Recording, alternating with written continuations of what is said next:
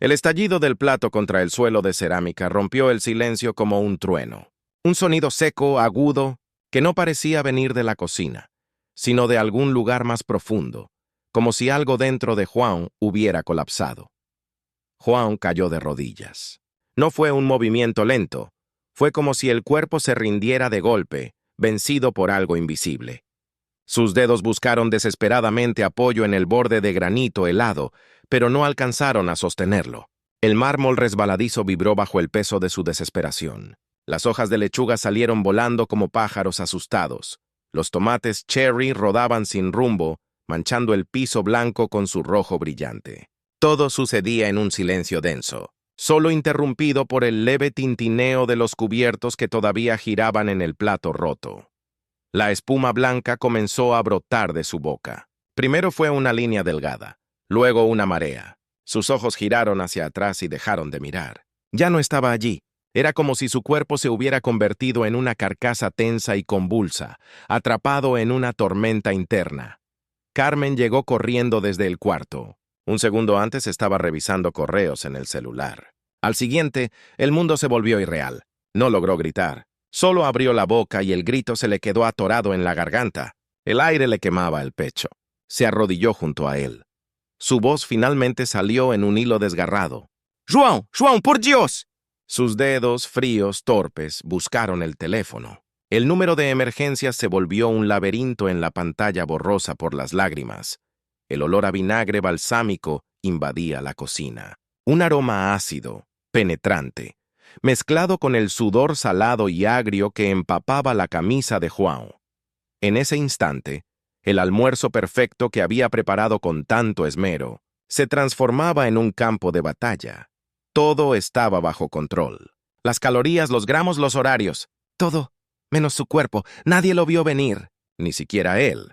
Nadie imaginó que la misma obsesión por mantenerse vivo pudiera empujarlo tan cerca de la muerte. ¿En qué momento la disciplina se volvió una amenaza silenciosa? Durante los primeros meses, Juan creía estar ganando una batalla silenciosa. Su glucemia descendió a 150 miligramos por decilitro, y cada número en su app de control era una medalla imaginaria. Se despertaba antes del amanecer, cuando la ciudad aún bostezaba entre sombras, y tomaba su metformina con un vaso de agua tibia, como si fuera un ritual sagrado. Salía a caminar por el parque envuelto en neblina. El aire fresco le arañaba la piel, las suelas golpeaban el pavimento húmedo marcando un ritmo exacto. Contaba cada paso con obsesión. La camiseta gris, empapada de sudor, se le pegaba al torso. Cada gota era una prueba de que lo estaba haciendo bien. ¿Verdad? El desayuno era meticulosamente austero. Huevos sin yema, hojas verdes sin aliño, un café amargo que ya no odiaba, pero tampoco disfrutaba. En la oficina, Juan abría su tupper mientras alrededor estallaban risas, pasteles, brigadeiros, cantos de cumpleaños. Él, en su burbuja de vapor de brócoli, masticaba lentamente fingiendo indiferencia. «Juan, pareces un atleta», le decían entre carcajadas. Él esbozaba una sonrisa forzada, mientras por dentro sentía algo muy distinto. No se sentía fuerte, se sentía atrapado, como un preso en régimen estricto, vigilado por su propio miedo. Las noches lo castigaban con mayor crueldad. Se despertaba de golpe, bañado en sudor frío, el pecho agitado, el corazón golpeando como un tambor desbocado. Las sábanas húmedas se enredaban en sus piernas. La camiseta mojada le oprimía el cuello. Carmen dormía en paz. Él no. Se levantaba en silencio, caminaba hasta el baño con los pies helados, se miraba al espejo. Y no se reconocía. Los ojos estaban hundidos, las ojeras como sombras profundas. Se pinchaba el dedo, esperaba. 60 miligramos por decilitro. Hipoglucemia. Comía una cucharada de miel con desgano. Esperaba. Se volvía a medir. 220. Cada noche una montaña rusa invisible. Un castillo de cartas que amenazaba con desmoronarse. En el trabajo empezó a olvidar. Nombres familiares, claves, fechas. El cumpleaños de su hija. Durante la cena, sus manos temblaban levemente al cortar un trozo de carne. Ana lo notó. «Papá, ¿estás bien?», preguntó con dulzura. «Solo cansado, hija», murmuró, escondiendo las manos bajo la mesa como si pudiera esconder también su miedo. El deterioro llegó como una lluvia constante, que al principio apenas moja, pero termina calando hasta los huesos. Primero fueron los hormigueos en los pies, suaves, como pisar algodón mojado. Después, la ausencia total, nada. Un día pisó un clavo oxidado en el garaje. No sintió dolor. Solo vio la sangre manchar el suelo blanco. Carmen gritó. Él solo la observaba, fascinado y aterrado. No sentía nada.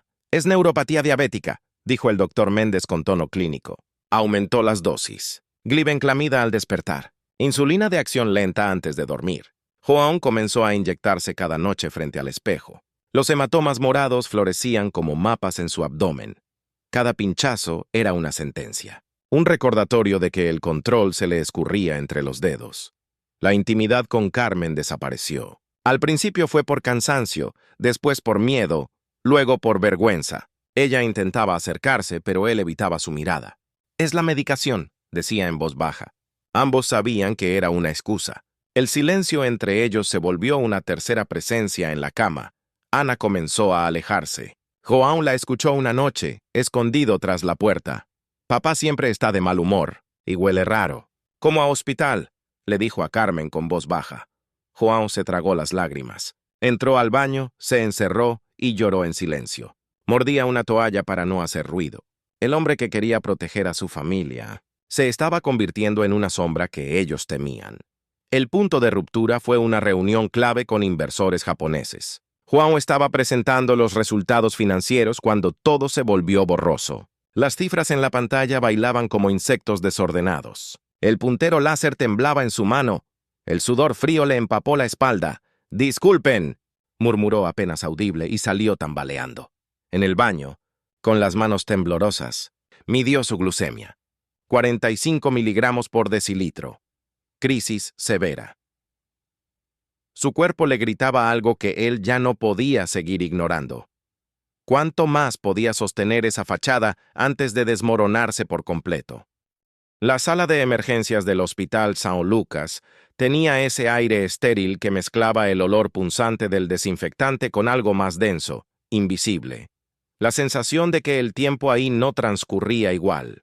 João yacía en la camilla como un cuerpo desconectado, con la mirada perdida en el techo blanco, mientras una bolsa de glucosa colgaba sobre su cabeza, goteando lentamente en sus venas. El pitido constante del monitor cardíaco era casi hipnótico, regular, preciso, como si la máquina insistiera en recordarle que aún estaba vivo, por ahora. Carmen sostenía su mano con una fuerza que parecía querer traerlo de vuelta, como si pudiera anclarlo en la realidad solo con el contacto. Sus nudillos estaban blancos, casi tanto como su rostro agotado. En la esquina del cuarto, Ana abrazaba su mochila escolar con los ojos rojos, como si ese pedazo de tela pudiera protegerla de un mundo que se desmoronaba frente a sus ojos. Fue un rebote hipoglucémico severo, explicó el endocrinólogo de guardia. Era joven, con barba prolija y una mirada que intentaba parecer segura. Pero João no lo escuchaba del todo. Solo palabras sueltas, páncreas, insulina errática, tormenta perfecta. Pero doctor, sigo todo al pie de la letra. No toco carbohidratos. No como azúcar. Hago lo que me dicen, murmuró João, como si cada palabra fuera una súplica. El médico lo miró con compasión y cansancio. Ese cansancio que viene de ver la misma historia repetida una y otra vez, con distintos rostros. Y ese es el problema, dijo, bajando el tono. Su cuerpo necesita energía para funcionar. Al eliminar completamente los carbohidratos, lo está obligando a producir glucosa de emergencia. Es como manejar un coche pisando el freno y el acelerador al mismo tiempo. Las palabras empezaron a golpear como piedras. Cada examen traía un diagnóstico nuevo, como si su cuerpo fuera una mina de daños ocultos. Función renal reducida al 60%. Retinopatía en etapa inicial. Neuropatía avanzada en las piernas. Las palabras del médico fueron certeras. Crudas. Si sigue así, en 2 años estará en diálisis. En 5 podría perder la vista. O una pierna. Carmen soltó un sollozo seco. Ana, sin decir una palabra, salió corriendo del cuarto. João no la miró. No se movió. Solo fijó la vista en las luces del techo, que parecían quemarle las retinas. ¿Cómo era posible? Había hecho todo lo que le pidieron. Había seguido cada indicación como un soldado disciplinado. Había contado cada gramo, registrado cada caloría, obedecido cada regla. Y sin embargo, estaba perdiendo la guerra. El médico no se detuvo. Su hemoglobina glicosilada está en 11%.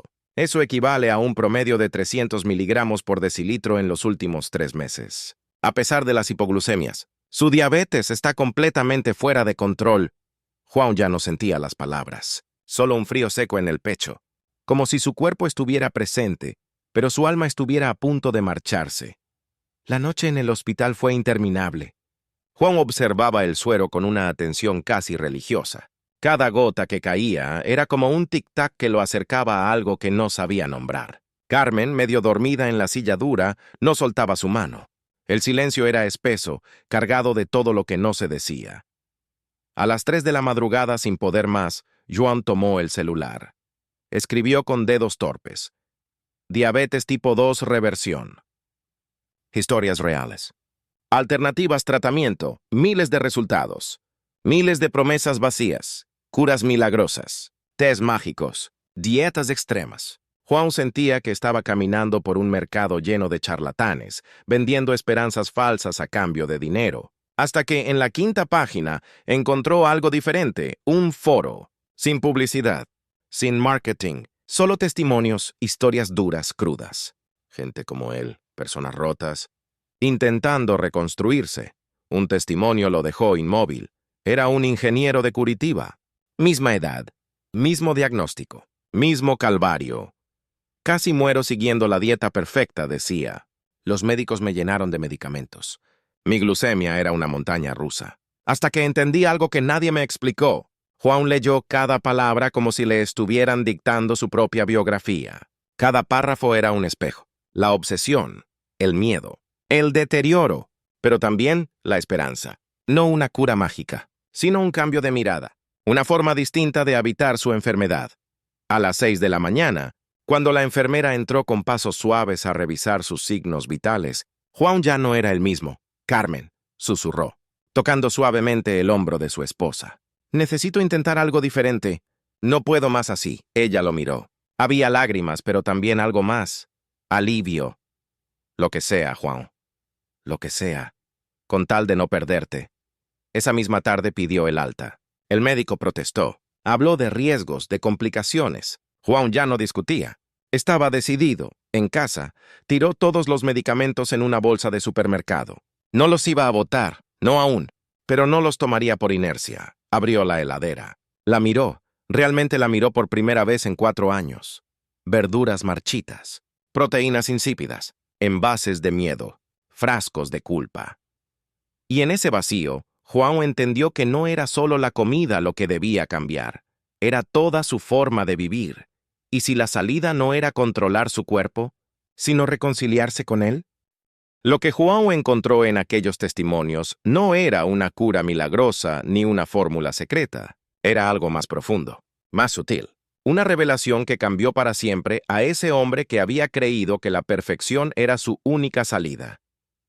El problema no era la diabetes, era la guerra que había declarado contra su propio cuerpo.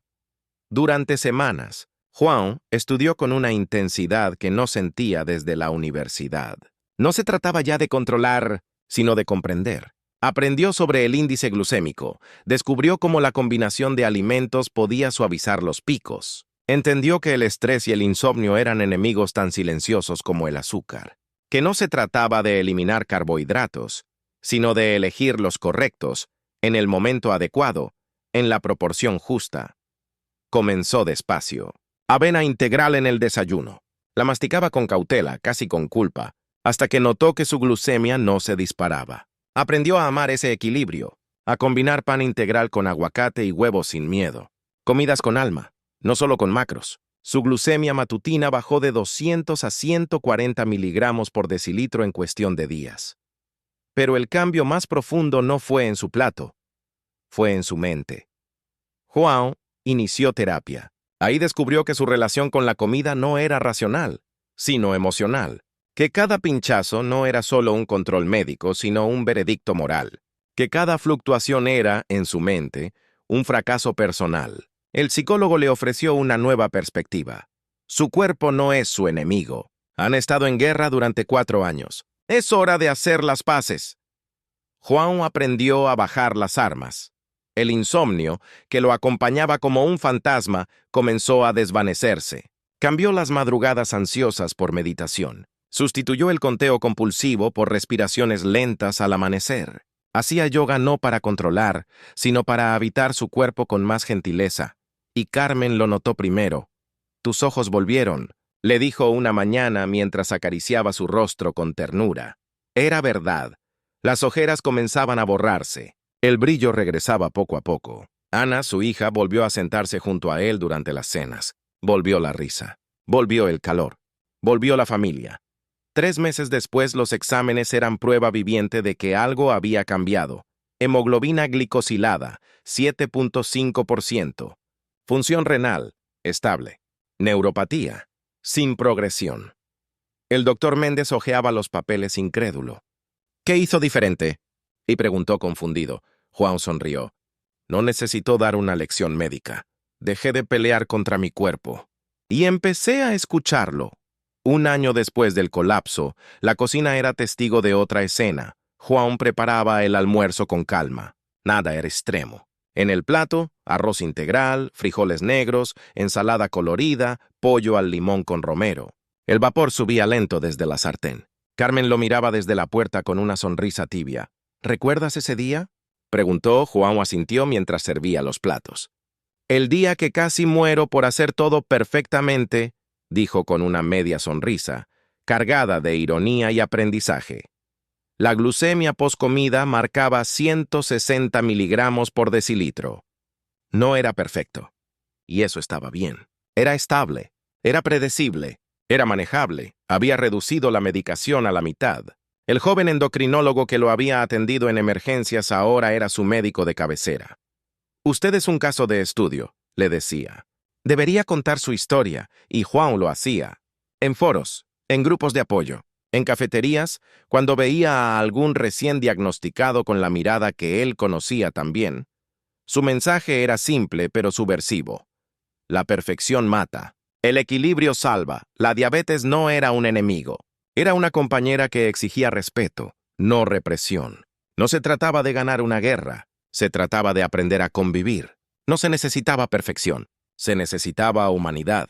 Aquella noche de primavera, Juan cenaba con su familia. Ana contaba anécdotas de la universidad. Carmen reía sin mirar el reloj. Juan los observaba con una quietud nueva, con una gratitud sin palabras. Estuvo tan cerca de perderlo todo por perseguir lo inalcanzable.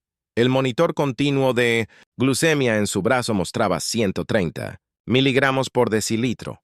No era el número ideal. Era su número. El que su cuerpo aceptaba, el que su mente toleraba, el que su vida abrazaba. Y era suficiente. Mientras lavaba los platos, pensó en todos los Juan que, en ese mismo instante, estaban atrapados en la jaula del control, sudando frío en la madrugada, llorando en silencio frente a un espejo, sintiendo que su cuerpo era su castigo. Si tan solo supieran que a veces el único camino hacia el control es soltarlo, que perdonarse a uno mismo es el primer paso hacia la sanación, que vivir con diabetes no significa dejar de vivir. Tal vez alguien que conoces esté ahí justo ahora. Tal vez necesite escuchar esto. La perfección no es la meta, la vida lo es.